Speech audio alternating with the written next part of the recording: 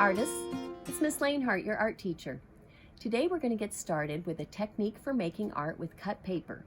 And we're going to play around with how we can cut very simple abstract shapes out of paper and how those abstract shapes can symbolize things in a story.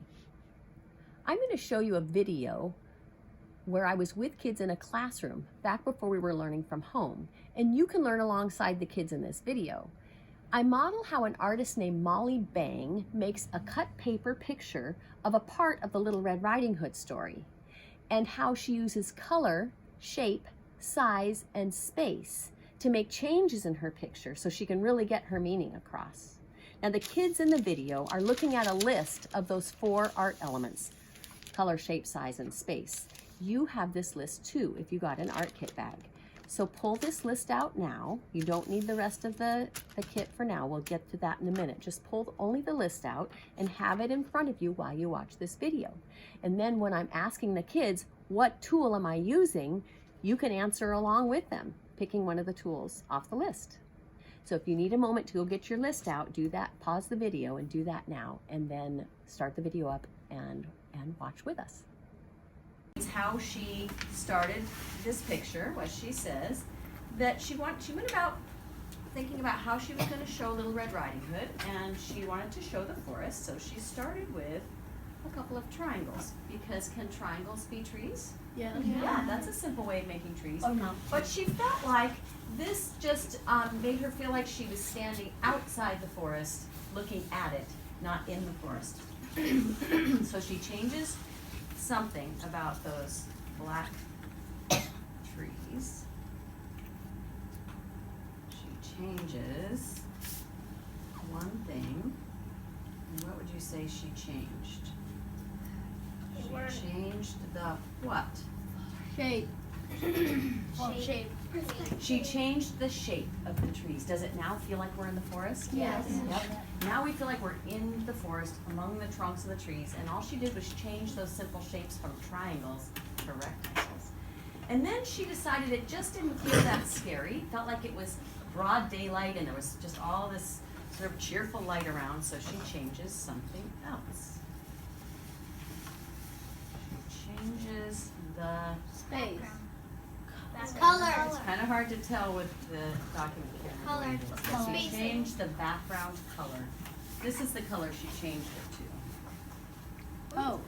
Purple. So she changed the background color. And does it feel a little different than broad daylight? What does it feel like now?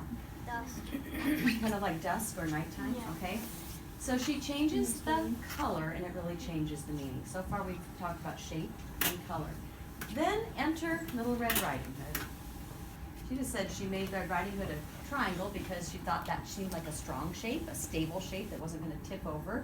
And Red Riding Hood we know to be a real strong character. And of course, the color she chose red because Little Red Riding Hood, I mean, what else could she make? Little Right? Red Riding- Exactly. So she's got Red Riding Hood, and then she decides on 2 triangles to make the wolf. She just sort of sets them so that it looks like the mouth is open. And then she feels like, it doesn't really feel that scary for Red Riding Hood at the moment. It doesn't feel that dangerous. It looks like they're just sort of next to each other having a conversation. Yeah? So she changes something about Red Riding Hood to make this feel a little scary. The size. She changes the size of Red Riding Hood. Are you a little more worried about Red Riding Hood now? Yeah. Yes. Yeah, it looks like Red Riding Hood's about to get snapped up. And she decides she wants to add to the story a little bit more by making it seem like they're not, that Red Riding Hood is sort of deep in the dangerous forest. So she does 2 things. She does that.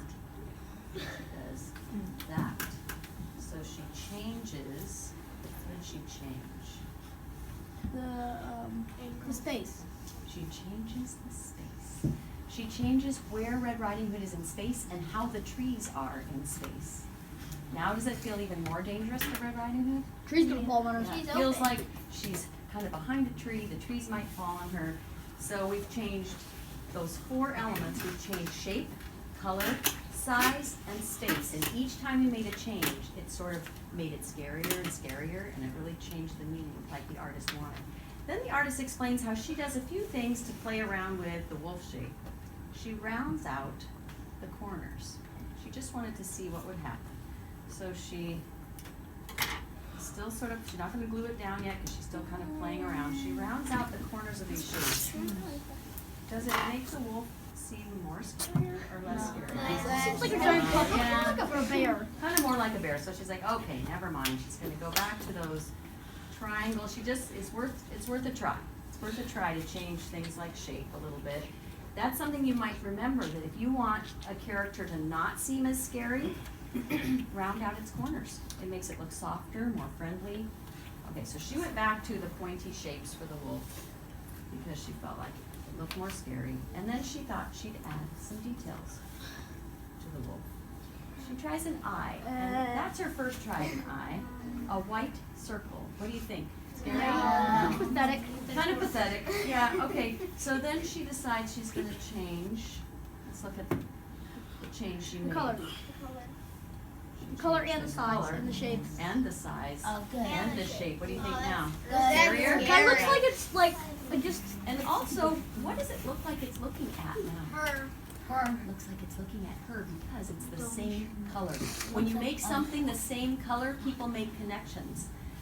Their eyes go from one to the other. So right now we see Red Riding Hood and we go immediately to that wolf's eye and we go, oh my gosh, the wolf has spotted her and she is in danger. It's a very powerful picture, power punch of meaning through abstract art.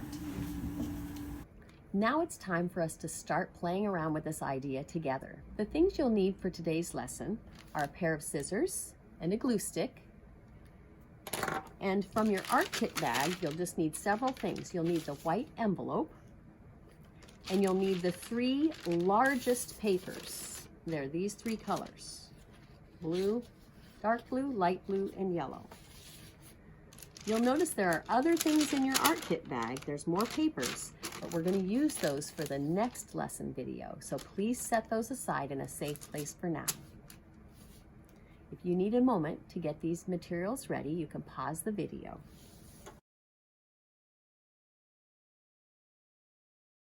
These materials are a starter set for you to make a story today. I'm going to give you a few ideas, but it's really all about you being creative, changing color, shape, size, and space to make up your own story today.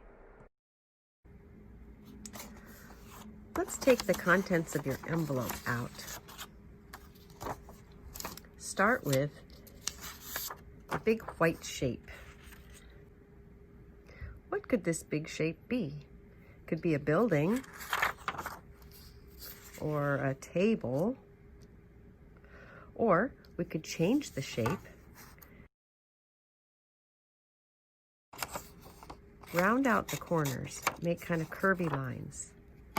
Make more of an organic shape. Now let's imagine what this could be. Maybe a snow mound or a giant marshmallow. Now let's take the 2 strips out of your envelope and let's use these to create characters. Start by cutting the larger one so that you have a rectangle. Maybe it's about the length of your thumb. And then from that same strip, cut a shape that you would call a square, more of a square, and round out the corners of that square. Kind of like cutting your fingernails. And you'll end up with a circle that could be the head. Do the same with the other strip. Make sure if you want to change the size of this character to be smaller than the first one, you might want to set it right alongside it and make sure that you're cutting it a different size. Again, then cut a square of the same strip and round the corners. So if you make rectangles and squares out of those strips, it's a really simple way to make an abstract character with just shapes. Now let's play around a little bit with the space.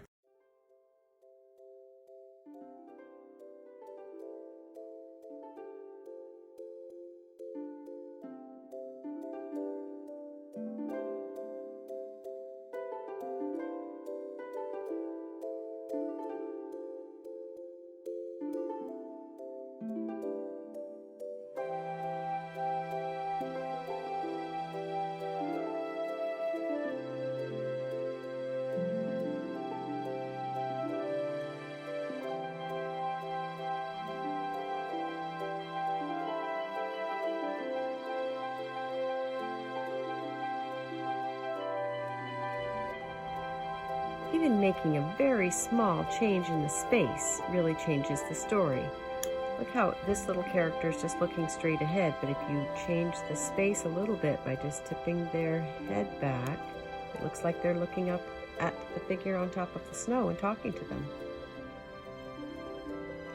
Play around in making color changes in that background color. Maybe it'll change the time of day and even change your story a little bit.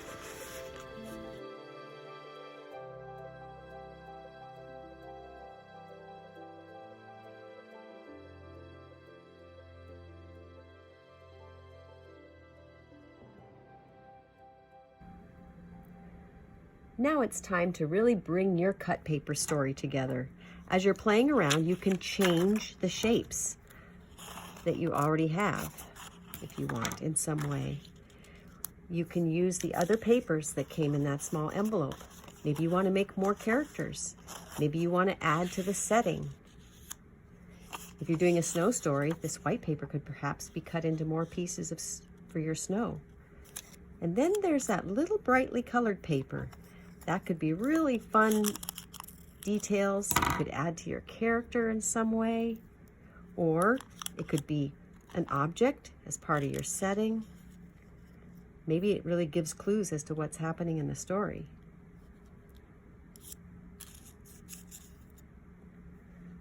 When you've come up with your final favorite story, glue your pieces down. Now, of course, it would be great once you've glued your pieces down to show somebody your picture and tell them the story of your artwork. Gunash artists, for working with me today and making cut paper stories. And good job thinking like an artist and using color, shape, size, and space to change the meaning of your story. Let's think about this like a little interview, that I'm interviewing you, the artists. Here's my questions. Tell us about one time when you changed either color, shape, size, or space, and tell us how it changed the story. Tell us about the moment in your story that your picture shows. What do you think will happen next in the story? You could either write your answers to these questions down or make a video of yourself with your story answering the questions. For part 2 of this project, you'll need the papers that are still in your art kit bag, and you'll also need the 2 background papers that you didn't use today.